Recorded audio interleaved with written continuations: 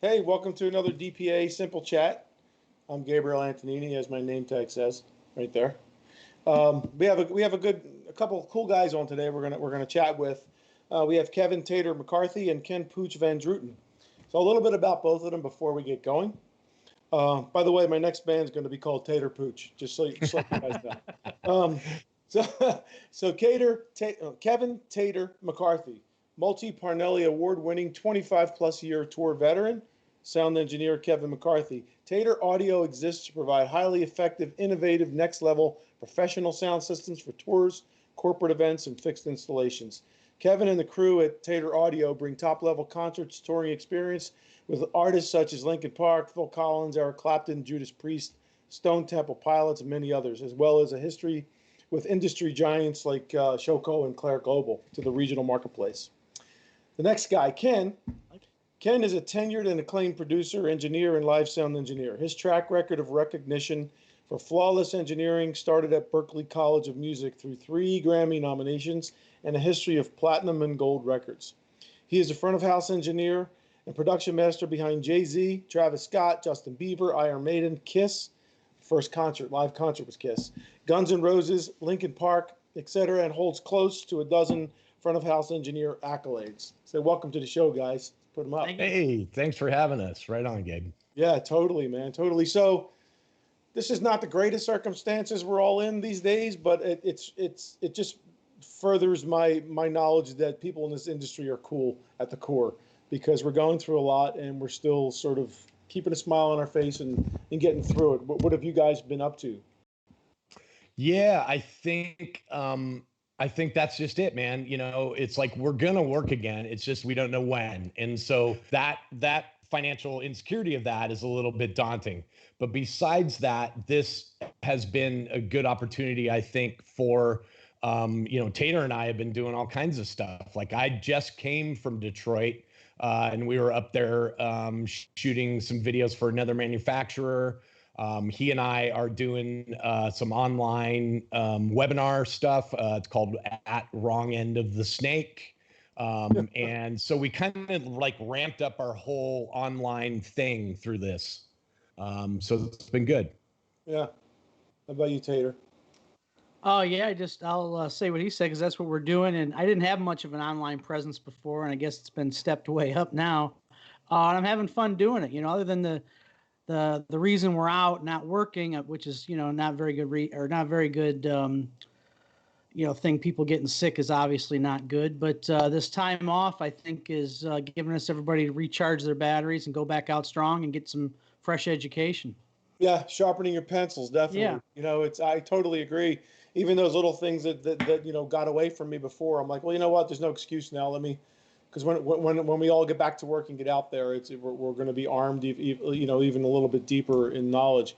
And it's an invisible art. Sound is invisible, and it's really crazy. But we are all crazy in this industry because we're passionate about getting accurate, consistent, sound to the audience. I mean, we know that in this business, I worked in broadcasting, I worked in live sound as a musician, as an engineer, and people don't talk to you when you do great sound. The average person at the show, they just. That's right.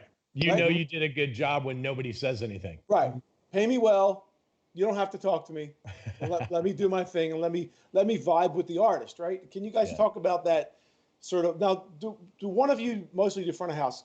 Pooch, you mostly do front of the house. Tater, do. Yeah. Tater and I have worked together on bands for about 18 years. So Tater as a monitor engineer and me as a front of house engineer. That's perfect. So what I want to put out there is, when I always look at that scenario, I look at the relationship between the monitor engineer and the musicians and the artist, which is sort of like, like a parent to a child, because you got to deal with the ugly, you got to deal with everything. And then you have the guy out front who, if the monitor guy does a really good job, the artist is comfortable. Maybe that helps him out front. And then the audience listens to the PA, still in the invisible realm. Talk about that whole circle for us. Oh man, I mean, that to me is what it's all about. Like I count on Tater to be that guy to make sure that everybody on stage is comfortable so that I can do my job of delivering to the audience I call it a record quality mix with impact, right? So that's kind of what I'm looking for. And I can't do that if there's anything happening on stage that's weird. One of the things I love about working with Tater is that he is such a professional on stage, not only in what it sounds like, but how he handles, working with the other guys. So, man, I can do my job if there wasn't a great guy on the other end of the snake for sure. Yeah, I echo that, and it's like calling it a circle is pretty good. I think a pretty good analogy. We have, at least on the last tour me and Pooch did together, which was Iron Maiden, we have a great backline group that helps me immensely. And then in turn, Pooch delivering the mix and helping the sound on stage, that people don't really generally think about that. And it's one of the main factors that makes a good sound on stage. If everything's coming out of the PA correctly, you're not getting a ton of blowback or just getting the right amount, and somebody's concerned about that at front of house, so it makes it a circle. He's helping me, the back line's helping me. Yeah. I'm trying to help them. It's a whole team effort. And I think in Iron Maiden, we definitely really achieved that, I think. Yeah, and it's such a delicate balance. One thing goes wrong, the artist gets disgruntled. With the monitor situation, there must be, most people are on in-ear monitors. You are working with some old school acts as well. They're probably using some conventionals too. But Tater, what's sort of the approach when you're customizing an IEM mix for an artist? Are you bringing in a little bit of what Pooch is doing out front? Are you bringing in a little bit of that audience, or? Definitely. I have to. Depending on the artist, you have to have some ambient in there. Sometimes you got to have a little, sometimes you got to have a lot. Sometimes you really got to hit it in between songs. So I have an audience mic and an ambient mic set up, and the ambient usually is to bring in some of that outside noise that's there all the time, and then I'll bring in and out the audience mics. That's awesome. And it gives a little intimacy to the artist, right? Yeah, I mean, everybody's different. Some people hate it and some people love it. So you have to feel it out a bit, but sometimes they'll say they don't need it and they do need a little bit. So you have to kind of figure that out, and depending how they express their needs to you, and you go from there. Yeah, and with monitors, I know it's sort of like, Monday everybody's perfect and you play the same exact place Tuesday. Everybody's like, oh, this was louder yesterday and this was okay. So it's a difficult job because we have our human side of it that we need to. We have our bones in our face and our hearing. All that stuff goes into it. You've got a cold or whatever. Before we get into talking about like maybe a cool DPA moment, because that's really why we're here, one of the reasons why we're here, any sort of front of house approach that you have, Pooch? Because I worked with you last year at NAMM briefly, and we did the RCF Ballroom Show. Yep. And I got to tell you, it's the first time in 3 years in a row that we've done that ballroom show with DPA assisting RCF with the microphones, that all the DPA guys were center, like at the sweet spot, just rocking out like little kids. Oh, that's so awesome. And it was because of a couple things. It was because, hey, when you're doing live sound, the vocals got to be out there. But if the kick isn't punching you across the room, and the set and the bass isn't really killing, it was probably the best kick sound that I've heard live. Oh man, thank you so much. That means a lot. I really appreciate that. Yeah, and I take it. I take it he's a drummer too. He's got a drum kit behind him. So that's where I started, man. Yeah, I definitely. It means a lot coming from a drummer for sure. Yeah. But it was crazy because had like Renee, one of the R&D guys, Ole, I think all the guys were all in a row there. And I'm looking over at these guys and they're rocking out like they were at a concert. And I was like, and they're like, the kick drum's amazing. Oh. And what did you put in there? I was like, I put a DPA mic in there, but that guy back there, I don't know what the hell he's doing, but yeah. And I know thanks, man.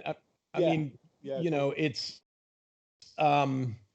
listen, that RCF thing was really awesome because, in all of the advance of that, I'm like, what sound company is it? How are we going to do it? Obviously you were using RCF speakers. This is an RCF party.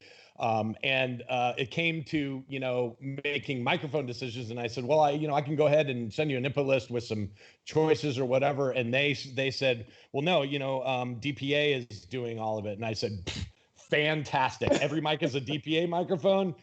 This is going to be easy.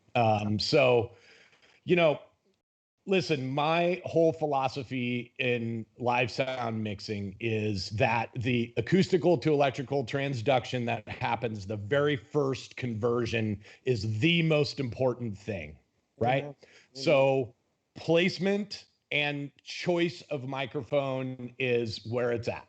That's the whole deal. Like everything after that, to me is bells and whistles. So if you get that part right, then my job is super easy. And, with you were speaking earlier about the kick drum, it's like it was a well-placed microphone on the kick drum. And literally, I think I brought it up and maybe, cut a little bit of 400 out of it, which is generally what I do with the kick drum anyway. Yeah. And it was done. You know what I mean? It was easy. So when microphone manufacturers make it easy for me to do less EQ, less compression, it's a real joy. So I really thought that was a really fun night for me. Yeah. Because literally, I would say 80% of that night was me literally bringing up a microphone, high passing it, and leaving it alone. That's amazing. Which is what we want, right? I mean, that's what we're looking for when we're talking about being an engineer. So anyway, it's all about microphones. So I'm glad to be here and talking about it. It's the most important thing to me. Especially on a gig like that, because you don't have a lot of time. You got to kind of smile and dial that real quick. You haven't perfected that mix over 4 months of a tour. That's a late load in and a quick setup and go for it. So yeah, I got to tell you, later on in my career now, I don't have many opportunities like that, and it's terrifying. It's like, shit, what do you mean I don't have a week to, what do you mean I don't have a week of rehearsals to get this right? Yeah, it's gonna take me 4 hours just to move mics. Leave me alone. It's cool. You said something earlier too about like moving the microphone. And we're known. It's an industry thing that we're known for that off-axis linearity quality and the accuracy, and they're tough mics. People think that condensers are not tough, but our mics go up to 160 decibels on stage, the de facto, and they're rugged, and there's Kevlar in the cabling. That was a 2011A that we used in the kick that night. I remember because I placed it there, but you probably moved it. But then we had the 4011s overhead, which just ended up being a deadly combination. Even when one sort of swayed to the other side, and I saw the roadie come up and move it back. But do you remember that? Yeah. It was fantastic because it was just very enjoyable. And like you said, I could tell you weren't using a ton of plugins. Yeah. It was just pure. It was like right there. It was like there was no latency. There was nothing. And kudos to RCF. Whatever system they used that night was really, really nice. Yeah, they have a really great box. It's so funny. They are like so kick-ass in their price range. I always wonder, people that are looking for a box in that price range, like, don't look any further, man. RCF is the bomb. Totally. So I wanted you guys to sort of like talk about some DPA moments, like when you first said, what kind of mic is this? Because my philosophy is like every microphone on Access is good enough, no matter who makes them. Yeah. It's when you got two or more mics, when you've got off-axis bleed, when you've got, there's that cymbal crash coming into the side of the mic sound like a cymbal, or does it sound like a space monkey? It's sort of that sort of equation becoming more of a solution rather than a microphone at that point when it tries to mimic the natural world. So when was that for you guys when you first heard them? I think for me, it was the 4099 was kind of my first experience with DPA.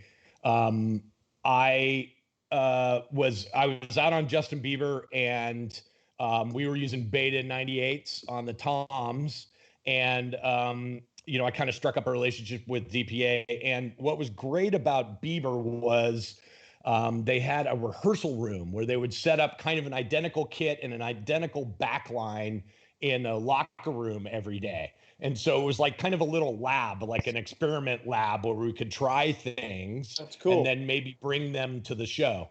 And so in the lab, in the in the rehearsal place, I replaced those 98s with the 4099s to check them out, and was like thoroughly impressed. Just something about that microphone.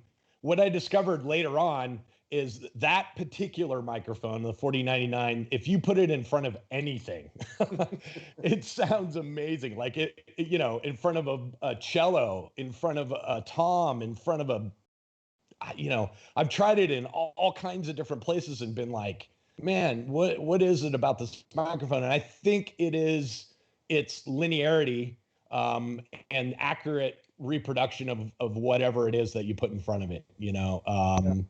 So, you know, currently we're using it on the toms in Iron Maiden, and he's got 10 of them. Nice. 10 toms.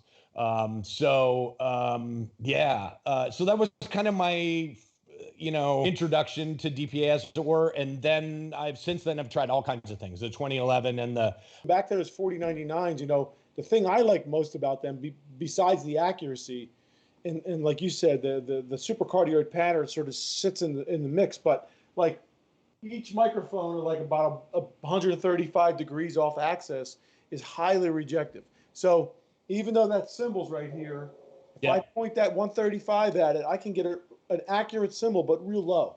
So you're getting everything working well together. And it's also the guitar that James Taylor uses in the studio for his acoustic. I mean, it's just incredible all the way around.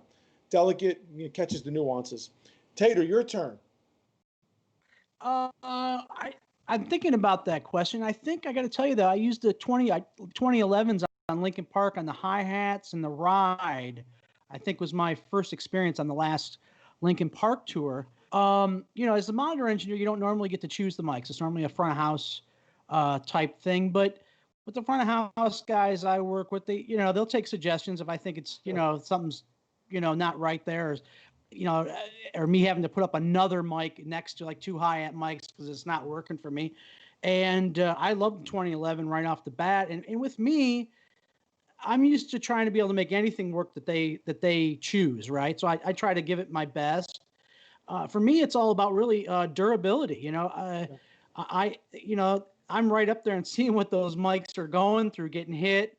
And if it's not going to stand up, I don't want to. I really strongly suggest not to use it. And they're small, they're light, and man, they really stood up awesome. And I thought they sounded great on top of that. And then that tour kind of ended abruptly, and we went and did a Mike Shinoda solo tour.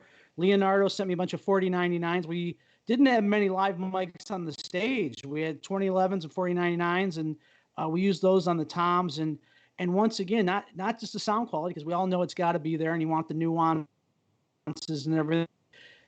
For that little of a mic, the whole assembly, and not just the mic, the whole assembly from the bands that hold the windscreen, the mic slides into, to the arm, and the drum mount, how they clip on so effectively was what I really liked about them the most. Easy, quick, and strong, durable.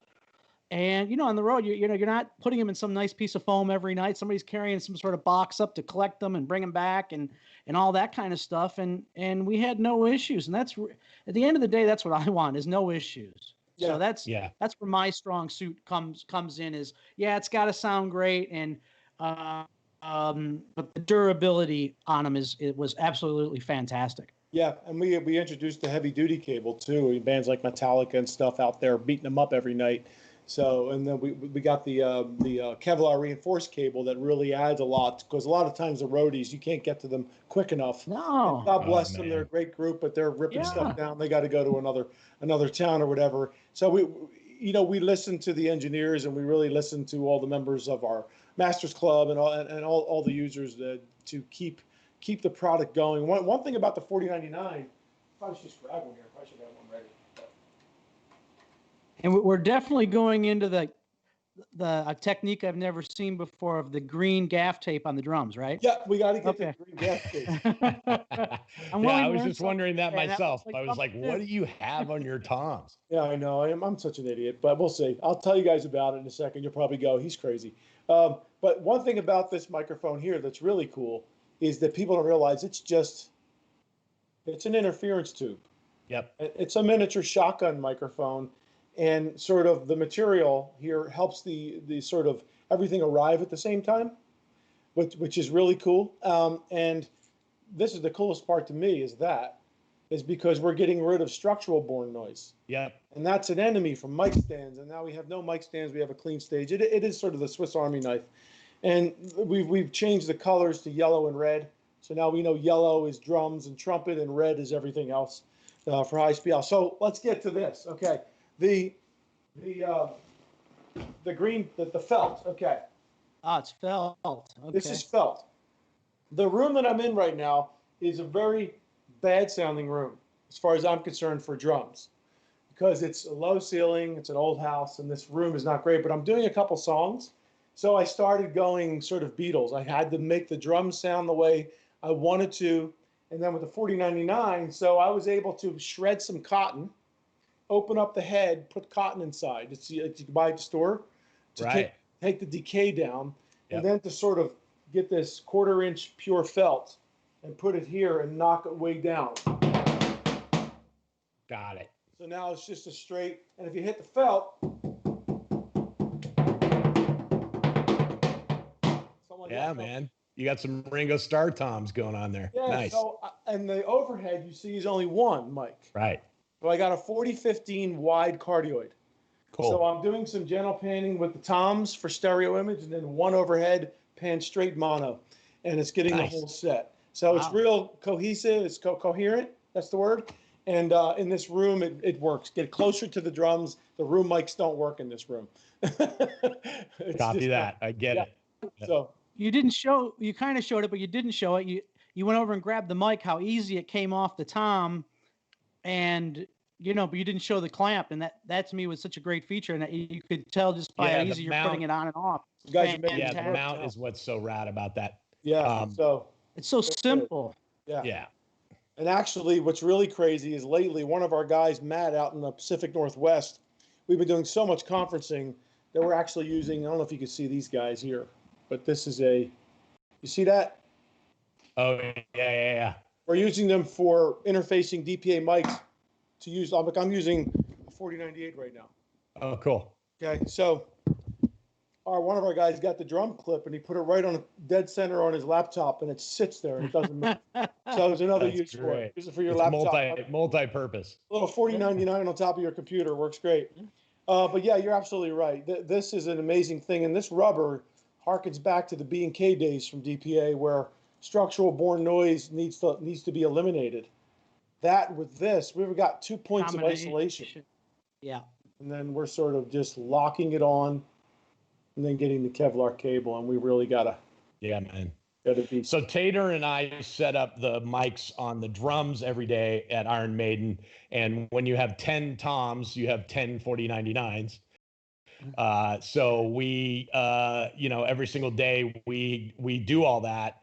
And it's just a pleasure to put it up so quickly, have it place it very quickly. The mount goes on there. Literally, it probably takes us doing the toms, I don't know, like 5 minutes at the most. Which, with other, I think, microphone manufacturers, it would take a lot longer. So that we love that mount. It's a great mount. And it becomes a solution for you. And Yeah. Yep. and the real cool thing with this mic too, for me, is like if you're doing metal, you got to get close, right? Because you're fighting so Yep. many things. You got to get that That's a whole attack. other- Because people don't listen to drums like that, but in metal you do. Well, that's another good point, because a lot of people don't understand. They go, "Why did you use that mic there? You should have, used this there." But they don't take into place. There's so many other considerations that we have to use other than that, because cymbal placement, set placement. The drummer might not like 2 big mics in front of him in the center of the drum kit. Right. There's so many other things that go into the decision of using stuff, and those seem to just fit in just great.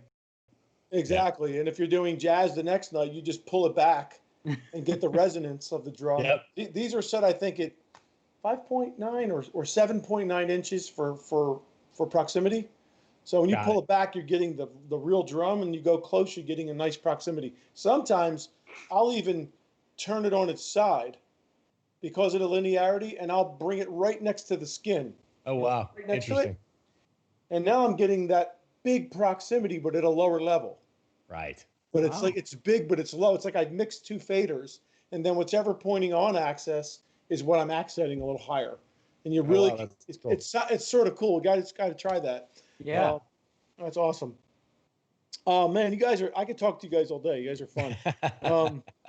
So Well, we're not going to work anytime Yeah. soon, so whatever. right, it's got all these rock stars sitting around at home, just not doing anything. Is there anything you're excited about coming down the pike? Have you heard of? You don't have to drop names, but have you heard of any kind of thing opening up and people getting back to work? Well, I mean, I think there's everybody in the planet is trying to figure out what the next move is, right? In fact, I saw something on the news this morning. Some country artist like literally had a regular show in Nashville that 2,000 people showed up to, and that's probably not going to go very well. But I think that, there are huge publicly traded companies, Live Nation and AEG, for example, Yep. that are looking for any way to do a show. And they have some smart people, and they will figure it out. And so, right now, I think there's the concerts in the car kind of a thing that's happening a lot. I love Yeah. that idea. Yeah. But I really don't know what it's going to look like. I mean, I think at some point when we open up to larger shows, there's going to be some sort of TSA screening, for lack of a better term, of the guys in yellow shirts that already use the metal detectors are now going to be testing or doing temperature or whatever they're going to be doing. Yeah. It's going to forever change how we do big shows. Yeah, I mean, there is a lot of smart people out there definitely working on this for us. And I do think they're also working on, when it does come back, what is the new norm on how to get a lot of people into a arena, stadium, club, whatever it takes. So there's kind of two things going on. They're trying to figure it out when we do get to go back, and trying to figure out something in the interim. But I hope something happens at some point here soon. I can tell you that. Yeah, I hear you, man. And I've been thinking about ideas myself, and I know Live Nation came up with those drive-in sort of things. What would be cooler than opening up drive-in movie theaters again, right? Totally. A lost treasure. There's like two here in Pennsylvania and New Jersey where I live that are like some of the first in the country. They're just really cool.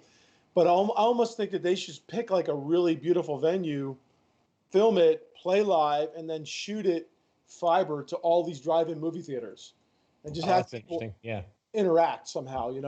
It's out there, Live Nation. Did you hear that? So another problem is, though, I think too, is the artists. I think at least the artists I've always worked for, they want the audience right up to that stage. They're always fighting over barricade distances and all that kind of stuff.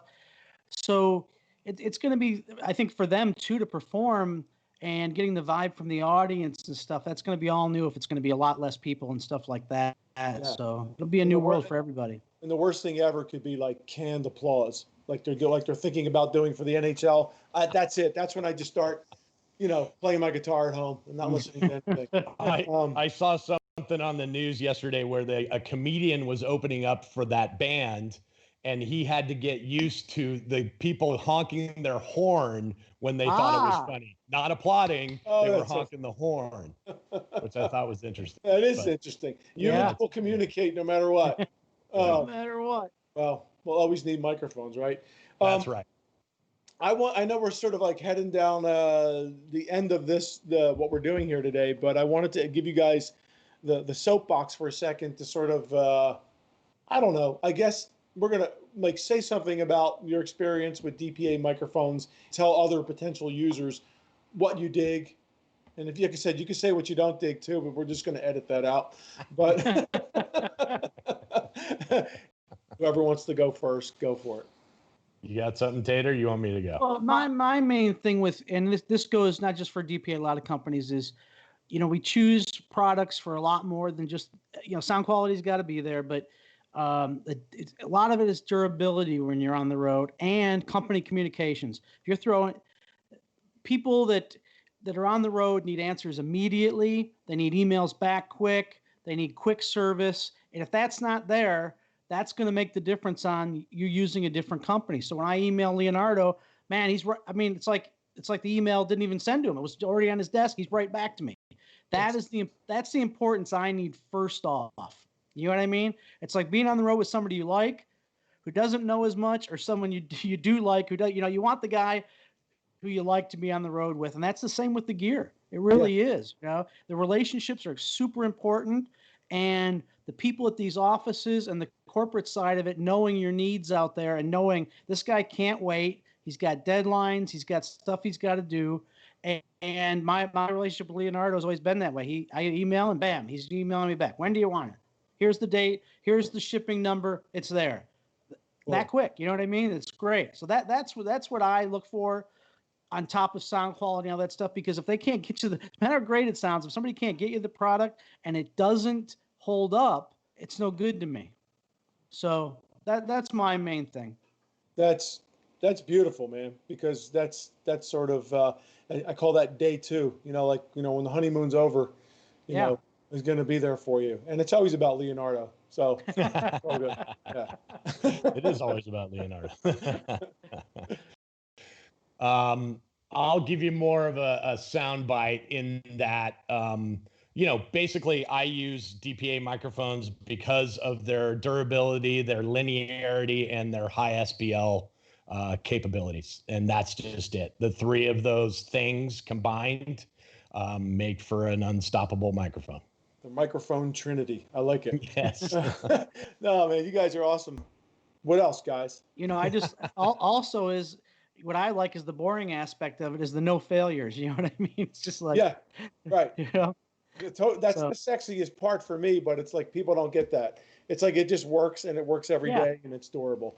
And it's what's interesting is in I guess it would be 8 months of touring.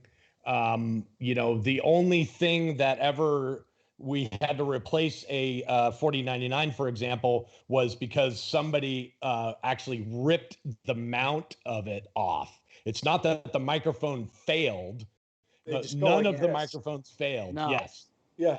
And so there's something to be said for that in 8 months, just like you said, backline guys, and especially stagehands, when, the house lights come up, they come up to the drum kit and literally just grab stuff and throw it on the ground. Yeah. And so we have to grab it and sort it out, the next day. And, a microphone has to survive that kind of shit. That's just the reality. Yeah. And a lot of times the little microphone, they don't even realize it's a microphone at all or what it is. No. And they're just moving it. But, it's those type of elements, the visual appeal or the lack of a big size of microphones, and directors like that stuff too. Because nowadays you guys are making a lot of your income from the video portion. Totally. They're videotaping the concert, and it just looks super cool and sounds more like a studio recording with a live audience. Yes. You can't ask for anything better than that, and I think it's fantastic. I can't wait till you guys get back to work, because I want to come out and listen to some of the mixing again and some of the shows, because I only got to listen to you once, Pooch, at the RCF event, and I was just like, man, I can't wait to get to come out and see a show. Oh man, you're always invited. Come on out to an Iron Maiden show. I would love to. I would love to. Maybe me and Leonardo and Jared can get our Iron Maiden T-shirts and come on. We'll get you the T-shirts and the whole thing, man. That sounds cool.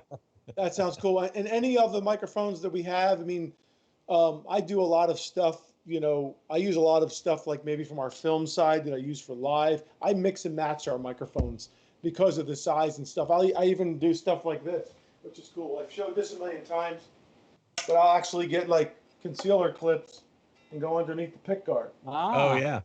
And so on a semi-acoustic, what a better way to hear what the guitar sounds like and then combine it with the pickup.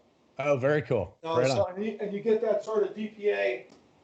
You get that sort of DPA clarity and accuracy combined with that beautiful humbucker or whatever you're using, and it's just match made in heaven. Awesome. Yeah. So anything like that where you get like some strange requests on stage, I love that kind of stuff.